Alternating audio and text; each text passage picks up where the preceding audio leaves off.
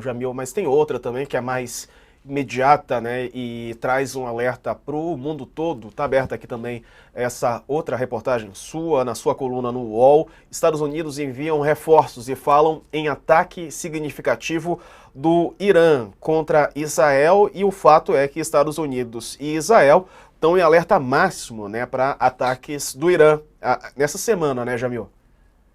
E olha, Diego, há quem diga, por exemplo, a Fox News, mas também outras fontes aqui europeias, que isso poderia acontecer nas próximas 24 horas.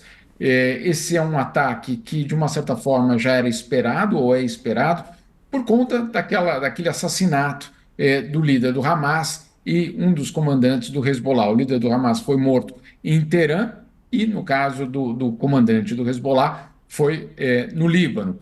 E aí, claro, dois grupos muito ligados, aliados ao regime iraniano. Mas não só isso, né, Diego?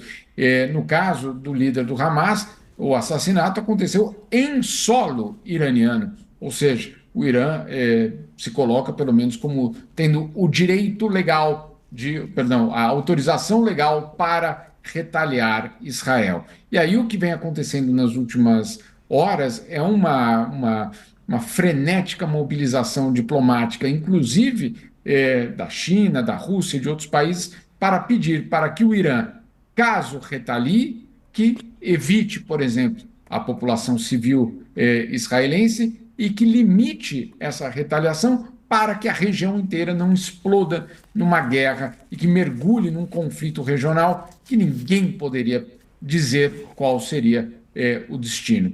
É uma situação extremamente tensa. O Irã precisa fazer essa retaliação, inclusive por conta de uma política doméstica, né, de dizer, olha, nós não aceitamos qualquer violação à nossa soberania, etc., e vamos responder. Ao mesmo tempo, há um dilema do lado iraniano. O Irã não tem um exército capaz de fazer frente ao exército israelense, eventualmente um americano, etc. Então, entrar numa guerra aberta com essas outras forças regionais ou mesmo internacionais, seria muito complicado para o Irã. Então, o Irã vive esse dilema, não se sabe exatamente de que forma esses ataques podem acontecer. Um dos rumores seria de que, em primeiro lugar, o Hezbollah vai fazer um ataque, horas depois, então, o Irã continua com o ataque. Há outros que colocam, o Washington Post, por exemplo, prevendo que esse ataque inclua, por exemplo, as milícias xiitas na Síria e no Iraque contra bases americanas. Ou seja, se isso tudo acontecer, Diego, a verdade é que o mundo vai viver um momento muito tenso.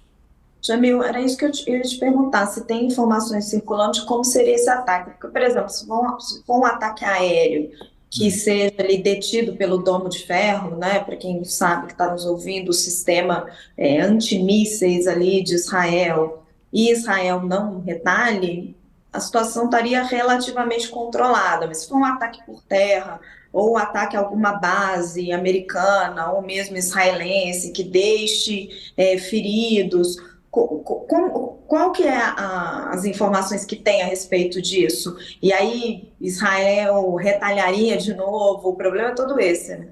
Exatamente, Raquel. E aí, claro, por isso que, olha só que ironia, Vladimir Putin vai ao Irã para pedir que o Irã não coloque os civis israelenses como alvo dessa retaliação, porque aí justificaria, como você falou, uma nova resposta por parte de Israel contra o Irã. E aí não tem fim, né? A gente sabe muito bem como começa.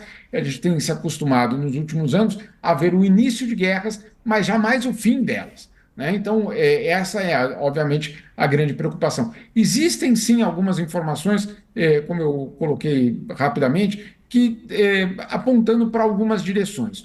Uma delas é de que essa resposta não seria só uma resposta do Irã. Por que não só do Irã? Porque nós tivemos aí o assassinato do líder do Hamas e de um comandante do Hezbollah. Além disso, claro, uma violação da soberania iraniana. Então, você tem três atores envolvidos: o Hezbollah, o Hamas e o Irã. Se isso acontece, se a resposta, vamos dizer assim, é mais coordenada entre esses atores, eventualmente você vai ver uma situação muito mais complicada justamente para Israel e eventualmente para os Estados Unidos. com quais instrumentos? Bom, aí é o que a gente hoje, pelo menos, não sabe de que forma esses ataques aconteceriam. Existe a perspectiva, Raquel, de que esses ataques sejam direcionados para instalações militares. Isso justamente para evitar que, de um lado, o Irã fala: olha, atacamos, retaliamos, portanto, não vamos deixar barato, mas, ao mesmo tempo, você não cria uma nova situação para que haja justamente a resposta à retaliação. Mas tudo isso, sinceramente, pelo menos da parte da inteligência europeia ou americana, é a partir de dados de satélite, enfim, é impossível. É. Ninguém previu, né, Raquel? Bom, até houve uma previsão, mas, enfim, ninguém conseguiu parar aquele ataque do Hamas no dia 7 de outubro de 2023. Então, obviamente, há uma grande incógnita sobre como vai ser essa eventual retaliação.